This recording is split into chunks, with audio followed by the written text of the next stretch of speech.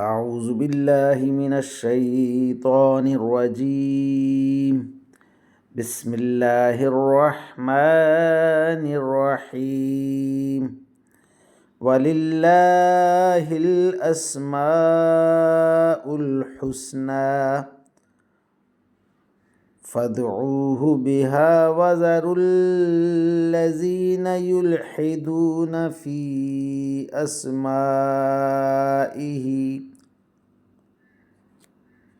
سيجزون ما كانوا يعملون وممن خلقنا أمة يهدون بالحق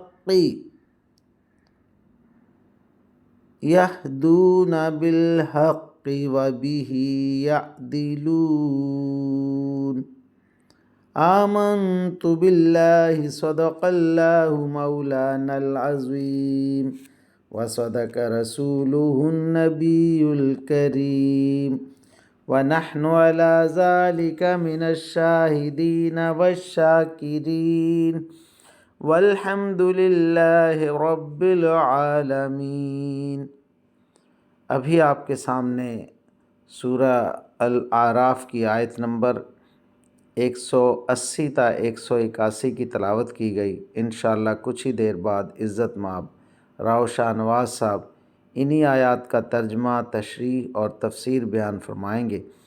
اللہ تعالیٰ سے دعا ہے کہ ہمارا پڑھنا، آپ لوگوں کا سننا اللہ تعالیٰ قبول و منظور فرمائے اور اس پر عمل کی توفیق عطا فرمائے، آمین یا رب العالمین۔ اعوذ باللہ من الشیطان الرجیم، بسم اللہ الرحمن الرحیم۔ ملتان سے شاہنواز تمام دوستوں کو السلام علیکم ورحمۃ اللہ وبرکاتہ۔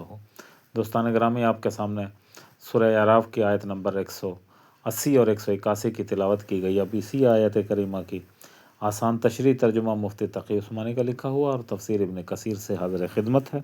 اللہ تعالیٰ قرآن پاک میں ارشاد فرما رہا ہے، اور اسماء حسنہ اچھے اچھے نام اللہ ہی کے ہیں، لہٰذا اس کو انہی ناموں سے پکارو اور ان لوگوں کو چھوڑ دو جو اس کے ناموں میں ٹیڑھا پن اور راستہ نکالتے ہیں۔ وہ جو کچھ کر رہے ہیں اس کا بدلہ انہیں دیا جائے گا۔ اور ہماری مخلوق میں ایک جماعت ایسی بھی ہے جو لوگوں کو حق کا راستہ دکھاتی ہے اور اسی حق کے مطابق انصاف سے کام لیتی ہے۔ اللہ اکبر۔ اب ان آیات کریمہ کی آسان تشریح۔ اس سے پہلے کی آیات میں نافرمانوں کا تذکرہ کیا گیا ہے جو کہ غفلت میں پڑے ہوئے ہیں، یعنی اللہ تعالیٰ کے ذکر اور اس کے سامنے جواب دہی کے احساس سے غافل ہیں۔ اور غور کیا جائے تو اس دنیا میں ہر قسم کی برائی کا اصل سبب یہ ہمیشہ یہی ہوتا ہے، اس لیے اس بیماری کا علاج بتایا جا رہا ہے کہ اللہ تعالیٰ کا ذکر کیا جائے اور اپنی ہر حاجت اسی سے مانگی جائے۔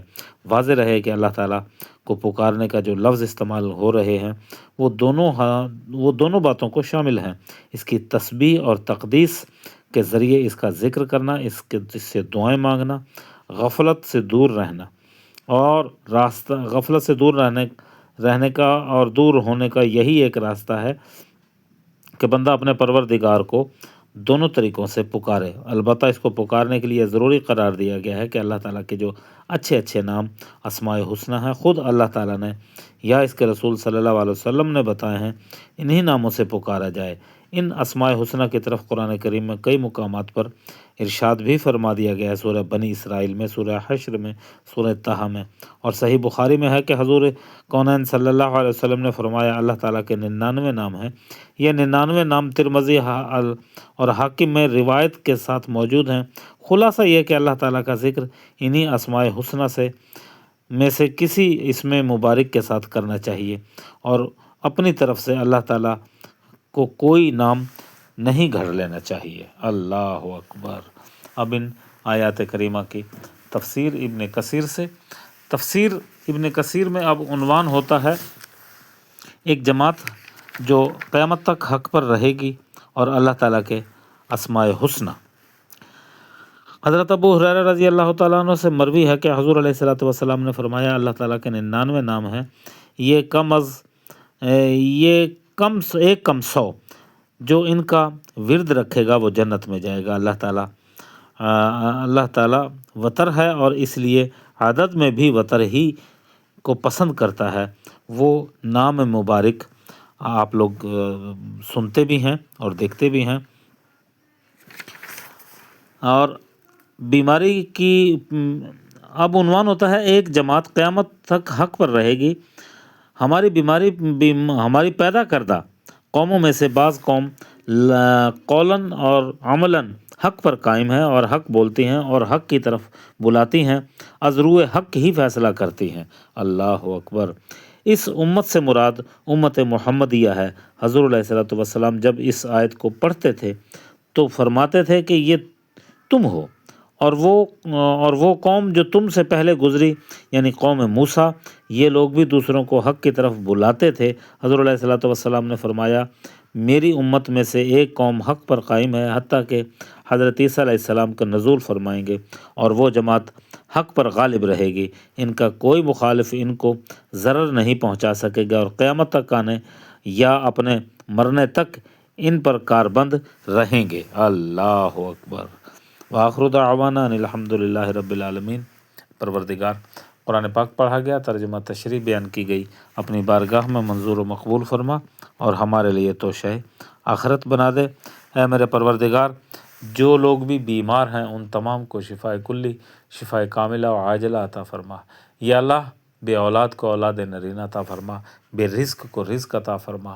اے میرے مولا کریم، جن جن کی جو حاجات ہیں ان تمام کی حاجات کو پورا فرما۔ میرے اللہ، میری دعاؤں کو قبولیت تک پہنچا دے۔ میرے مولا کریم، ان کو اپنی بارگاہ میں منظور و مقبول فرما۔ وآخر دعوانا ان الحمد للہ رب العالمین۔ آمین یا رب العالمین۔